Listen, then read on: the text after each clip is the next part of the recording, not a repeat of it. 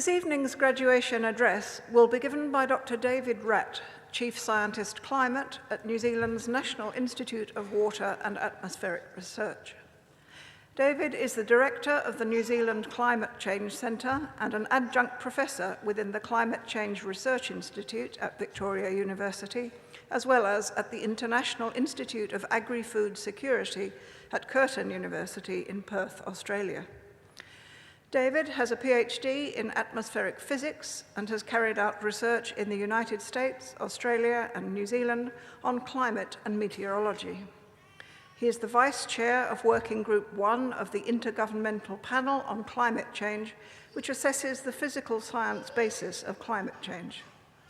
David is a companion of the Royal Society of New Zealand and was awarded the Queen's Service Order for services to science in the 2012 New Year Honours.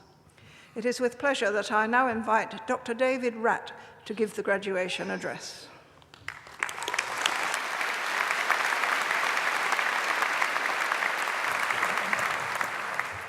Thank you.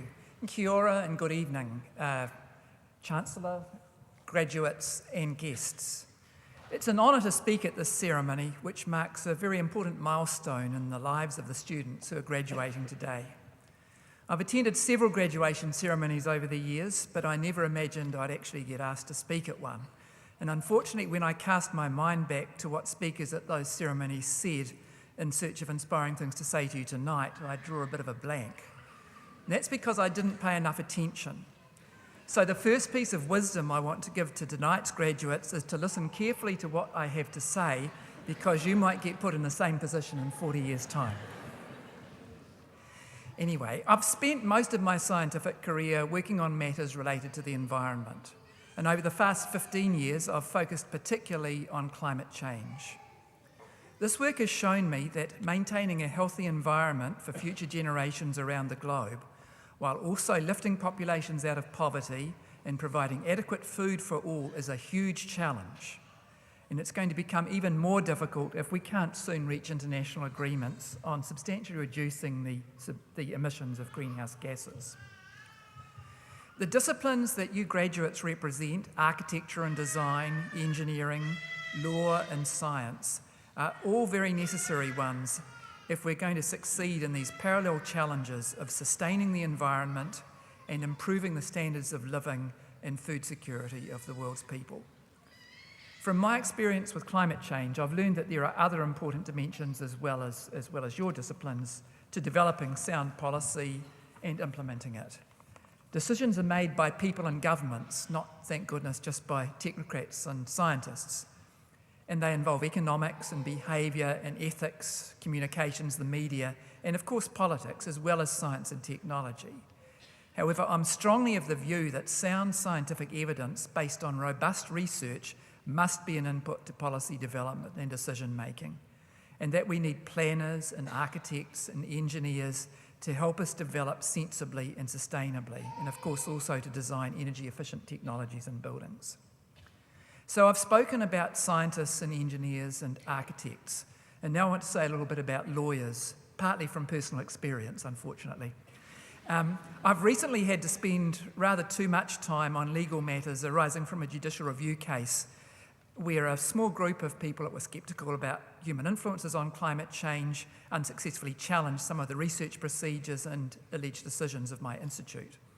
However, the very sensible ruling by the High Court judge on this judicial review case certainly increased my faith in the legal system.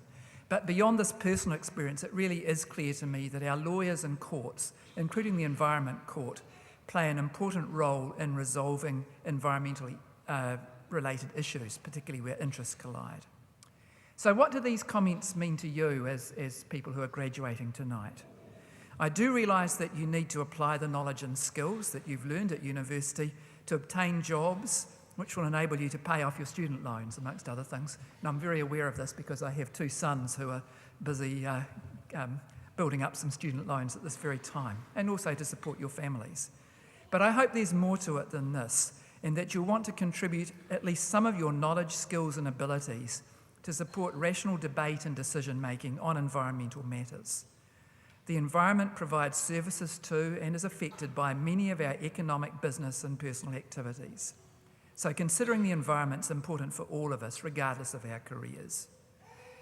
But I also do hope that some of you will develop careers in environmental science or engineering, environmental aspects of the law, and in environmental responsive and responsible planning and policy formulation.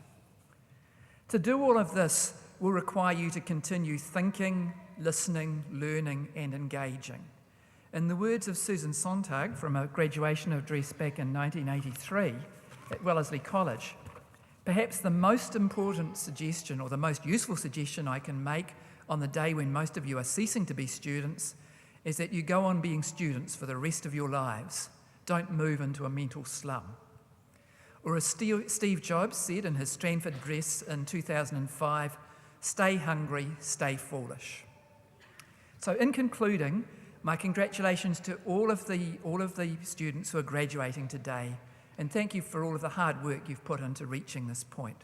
Thanks also to the parents and families and friends who've supported you, and to the university lecturers and staff who've enthused and informed you. And best wishes as you go forward from this point, both in developing your careers, but also hopefully in playing a part in sustaining our environment. Thank you very much.